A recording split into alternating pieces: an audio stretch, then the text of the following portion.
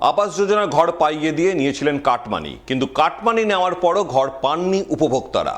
তাই রাজ্যে পালা বদলের পর সেই কাটমানি ফেরতের দাবিতে তৃণমূলের পঞ্চায়েত প্রধানের বিরুদ্ধে পুলিশ প্রশাসনের দ্বারস্থ হলেন বঞ্চিত উপভোক্তারা। লিখিত অভিযোগ জানালেন থানায়। ঘটনা মালদার চাঁচল ১ নম্বর ব্লকের ভগবানপুর গ্রাম পঞ্চায়েত এলাকার। জানা গেছে, ভগবানপুর গ্রাম পঞ্চায়েতে তৃণমূলের প্রধান রয়েছেন আলো মহালদার। অভিযোগ, তার স্বামী রাজু মহালদার এলাকার বহু মানুষকে আবাস যোজনার ঘর পাইয়ে দেওয়ার আশ্বাস দিয়ে কারো কাছে ৫,০০০, কারো কাছে ১০,০০০, আবার কারো কাছে ২০ কিংবা ৩০,০০০ টাকা করে কাটমানি নিয়েছেন।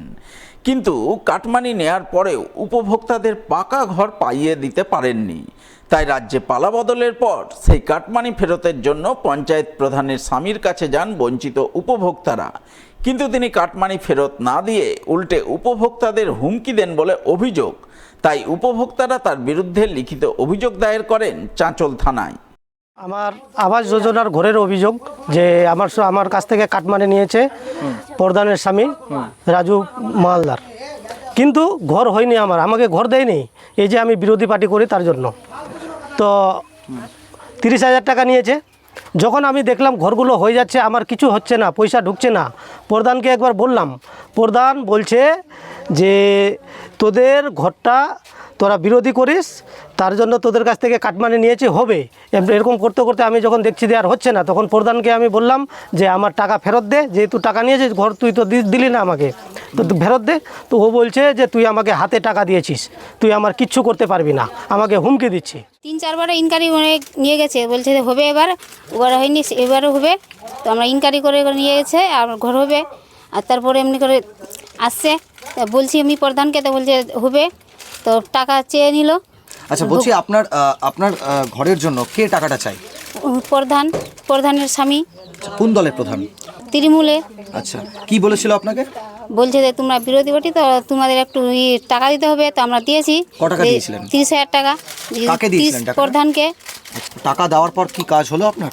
না, কাজ হয়নি। তারপরে তো সরকার আমার পাল্টে গেল। তো বলছি আমরা তো ঋণ বাজন করে টাকা দিয়েছি, আমাদের দরকার আছে, আমাদের টাকা আমাদেরকে ফেরত দাও। তো বলছে যে তোমরা টাকা দিয়েছো, আমাকে দিয়েছো, আমি বলতে পারবো না, আমাকে তোমরা দেয়নি, তুমি প্রমাণ আছে কিছু? ওই ঘরে এসেছিল, নাম দেবে দিচ্ছে, পাবো আমার ঘর, তার জন্য টাকা বলছে, টাকা দিতে হবে, তো ৫,০০০ করে লাগবে, দিয়ে দাও। তার জন্য দিয়েছি। কত টাকা দিয়েছিলেন? ৫,০০০। কাকে দিয়েছিলেন? ওই রাজু প্রধানের বাড়ি দিয়ে গেছিলো, আমাদের স্বামী নিয়ে গেছিলো, আমাকে এক্ষুনি দিতে হবে, এক্ষুনি দিতে হবে, পয়সা নাই। হ্যাঁ, প্রধানের স্বামী চাইছিল? হ্যাঁ হ্যাঁ, প্রধানের স্বামী। কোন গ্রাম পঞ্চায়েতের? ওই ভগবানপুর। ভগবানপুর। আচ্ছা, তো ক টাকা চেয়েছিল? ৫,০০০ চেয়েছিল, ৫,০০০ আমরা দিয়েছি। আচ্ছা, কি বলেছিল আপনাকে? ঘর দিব। ঘর পেলেন? না, ঘর দেয়নি। যদিও অভিযোগ অস্বীকার করেছেন ভগবানপুর গ্রাম পঞ্চায়েতের প্রধানের স্বামী রাজু মহালদার। তার দাবি, সরকার পরিবর্তনের পর তাকে ফাঁসানোর জন্যই এই মিথ্যা অভিযোগ তোলা হচ্ছে। সমস্যা হচ্ছে আমাদের, আমি যে টাকা খেয়েছি বা খাইনি, তো সেটা প্রমাণ করবে পাবলিক নাকি? তো আমি তো ২ টাকা খাইনি। তো এটা যাই হোক, যেদি আমাদের বিরোধী আছে, ওই বিরোধী দলের, ওরা আমার ফাঁসানোর জন্য একটা ষড়যন্ত্র করছে। ওরা আমার একটাই অনুরোধ, আমি যদি টাকা খেয়ে থাকি তো আমার প্রমাণ লাগবে। ঘটনায় বিজেপি যুব মোর্চার উত্তর মালদার সাধারণ সম্পাদক প্রসেনজিৎ শর্মা গোটা বিষয়টি যথাযথ তদন্ত করে প্রয়োজনীয় পদক্ষেপ গ্রহণের আবেদন জানিয়েছেন প্রশাসনের কাছে। বাংলা আবাস যোজনা যখন লিস্ট শনাক্তকরণ করা হয়, তখন সরকারি আমরা যখন বাড়ি বাড়ি গিয়ে শনাক্তকরণ করছিলেন, তখন এই সমস্ত মেম্বাররা এলাকার বেনিফিশিয়ারিদেরকে বুঝাচ্ছিলেন যে আপনারা পয়সা দিন, তবে আপনাদের নাম থাকবে, না হলে আপনাদের নাম থাকবে না। এই করে গোটা অঞ্চলে এই প্রধান আলো মাহালদার, তার হাজব্যান্ড রাজু মাহালদার বিভিন্ন এলাকায় গিয়ে টাকা তুলেছেন, এবং আমাদের কাছে সেটা খবর আসে, এবং তখনই আমরা তৎকালীন বিডিও সাহেবকে জানাই বিষয়টা। কিন্তু প্রমাণ সাপেক্ষে তখন আলাদা সরকার ছিল, প্রশাসন তাদের কন্ট্রোলে ছিল, তখন তারা কিন্তু কোনো অভিযোগ সেইভাবে তারা তৎপরভাবে সেটাকে দেখেন না।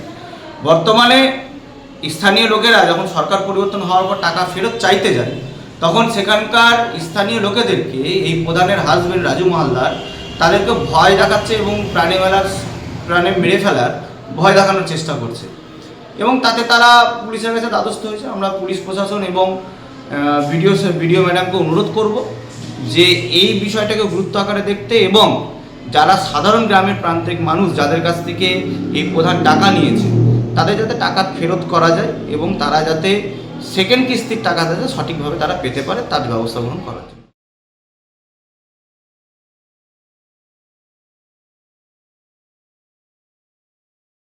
রাজ্যে প্রথম বিজেপি সরকার ক্ষমতায় আসার পর মুখ্যমন্ত্রী শুভেন্দু অধিকারী আগামী 23 জুন থেকে রাজ্যে অন্নপূর্ণা যোজনা চালু করার কথা ঘোষণা করেছেন।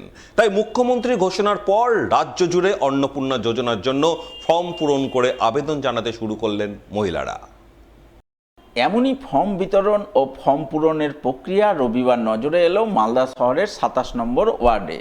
এলাকার বাসিন্দা মানবেন্দ্র চক্রবর্তী জানালেন, মুখ্যমন্ত্রী শুভেন্দু অধিকারীর ঘোষণার পর প্রশাসনিক উদ্যোগে 27 নম্বর ওয়ার্ড এলাকায় শুরু হয়েছে অন্নপূর্ণা যোজনার ফর্ম বিতরণ ও ফর্ম পূরণ প্রক্রিয়া, যা চলবে আগামী 3 মাস। এই সময়কালের মধ্যে যে সমস্ত মহিলা অন্নপূর্ণা যোজনার জন্য আবেদন জানাবেন, তাদের আবেদনপত্র খতিয়ে দেখে তাদের ব্যাংক অ্যাকাউন্টে প্রতি মাসে ঢুকবে 3000 টাকা। আমার পশ্চিমবঙ্গ সরকারের যে ঘোষিত আমাদের ম্যানিফেস্টো ছিল যে আমাদের মহিলাদের জন্য অন্নপূর্ণা যোজনায় 3000 টাকা করে দেওয়া হবে, তো আগামী 3 তারিখ আমাদের মাননীয় মুখ্যমন্ত্রী সেটা ঘোষণা করবেন। তাই মহিলাদের জন্য বিশেষ তৎপরতার সাথে আমরা বিভিন্ন ওয়ার্ডে ক্যাম্প করে আজকে মহিলাদের সেই অন্নপূর্ণা ভাণ্ডার যে যোজনা, সেই যোজনার ফর্ম আমরা এখানে ফিল আপ করানো হচ্ছে। এটা কোনো পলিটিক্যালি হচ্ছে না, এটা প্রশাসনের তরফ থেকে এটা করা হচ্ছে এবং প্রশাসন নিজস্ব যে আমাদের সরকারি নির্দেশ, সেই নির্দেশ অনুযায়ী এখানে এটা বসেছে।